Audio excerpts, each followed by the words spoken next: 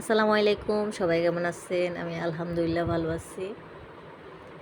টক জাতীয় ফল মাখা কার কার পছন্দ জানাবেন। আমার কিন্তু অনেক পছন্দ, বিশেষ করে প্রচণ্ড রোদে এসব টক জাতীয় ফল মেখে খাইতে অনেক ভাল লাগে। যাই হোক, এগুলো হচ্ছে আমাদের গাছের ফল, ডেউয়া। আমাদের নোয়াখালীর ভাষায় এগুলোর নাম হচ্ছে ডেউয়া। কার জেলায় কী নামে পরিচিত আমি জানি না, জানাবেন। তো আমাদের গাছে মাশাআল্লাহ অনেক ফল ধরছে। তো এগুলো যখন পেকে যায়, ফাঁকা অবস্থায় এগুলো পাড়তে গেলে অনেক সমস্যা, নিচে পড়ে এগুলো নষ্ট হয়ে যায়।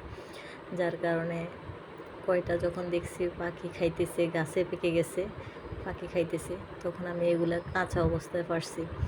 কালকে পারছিলাম, রাতের বেলা রাখছি, সকালবেলা দেখি যে সবগুলো পেকে গেছে। তো এখন সবগুলো তো খাওয়া সম্ভব না। তো 3টা নিছি বড় বড়, এই যে দেখেন, এগুলোকে 3টা পোড়া মরিচ নিছি, সাথে গুঁড়া মরিচ লবণ দিয়ে মাখছি। আমাদের গাছের ডেউয়াগুলা অনেক মিষ্টি, তবে গাছ পাকাগুলো বেশি মিষ্টি।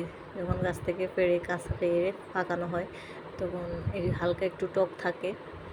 তো আবার টক না হলে ভালো লাগে না, মিষ্টি ফল মাখলে মজা নাই।